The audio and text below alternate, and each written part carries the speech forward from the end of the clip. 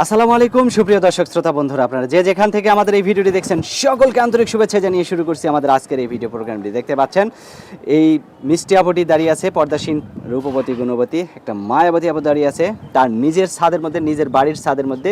এটা হচ্ছে তার বাড়ির ছাদ। এই বাড়ির ছাদের মধ্যে দেখেন লাউ গাছ আছে, মরিচ গাছ আছে, বেগুন গাছ আছে এবং সুন্দর একটা নিরিবিলি পরিবেশ আছে। পাশে গাছ আছে, গাছের ছায়ার মধ্যে দাঁড়িয়ে এই আপুটি ভিডিও করতেছে। তো কেন এই আপুটি ভিডিও করতেছে সেই কথাগুলোই আপনাদের কাছে তুলে ধরবো, কেন আসলো তার বাড়ি থাকা সত্ত্বেও। আসসালামু আলাইকুম আপু। ওয়ালাইকুম সালাম। কেমন আছেন আপনি? আল্লাহ রেখেছে কোনো মতন, আপনাদের দোয়া। আপনার নাম কি আপু? আমার নাম সাথী। সাথী? ও সাথী রে যেও না মোরে ছেড়ে। হ্যাঁ। আপনার সেই সাথী আছে না ছাইড়া গেছে? ছেড়ে গেছে। ছাইড়া গেছে? কেন চলে ছাইড়া গেল গেছে। কেন? গেছে এখন অন্য মেয়ের সঙ্গে লাইন টাইন মারতো আমার বিয়ে শাদী করার আগে। তার বাবা মায়ের দেখাশোনা করে বিয়ে করাইছে, বোধহয় আমার সে মেনে নেয়নি। আচ্ছা, তো এখন এই যে আপনার নিজের বাড়ি থাকতে, নিজের জায়গা জমি থাকতে আপনি ভিডিওর সামনে কেন আসলেন? আসলে ভাই আল্লাহ যদি আমার একটা ভালো মনের মানুষ মিলাইয়া দেয়, নামাজি মানুষ, 5 ওয়াক্ত নামাজ কালাম পড়ে কোরআন তেলাওয়াত করতে পারে, যদি এরকম একটা মানুষ মিলাইয়া দেয় ভাই, তার লেগে আমি প্রতিবেদন। আপনি নামাজ কালাম পড়েন তো?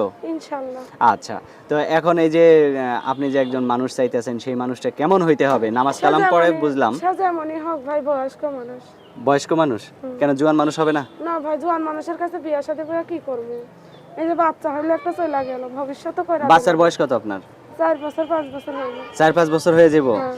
তে আপনার মতো একটা এই একটা 5 বড় লোক। বছর আমি মান সম্মান দিয়ে আল্লাহর কাছে রয়েছি, আল্লাহর কাছে আমি এটাই চাই, আর কিছুই চাই না।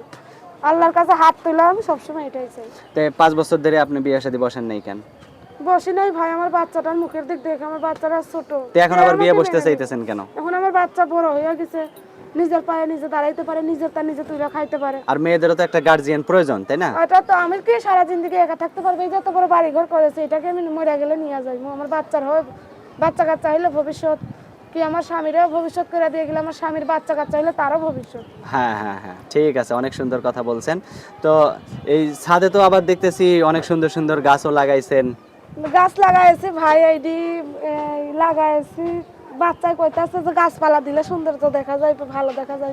আচ্ছা আচ্ছা আচ্ছা। 3-4 হাজার টাকার গাছপালা লাগাইছি, লাউ গাছ লাগাইছি, সিম গাছ লাগাইছি, সব রকমের গাছ লাগাইছি। আমার লাউয়ের পিছে লাগছে বৈরাগী। হ্যাঁ, সাদের লাউ বানাইলে মোরে বৈরাগী, কিন্তু আপনারা এখনো পর্যন্ত কেউ বৈরাগী বানায় নাই, বা আপনিও হন নাই বৈরাগী। আচ্ছা, হবেন ইনশাআল্লাহ খুব শীঘ্রই, তাড়াতাড়ি। তো আপনার ফোন নাম্বার মুখস্থ আছে?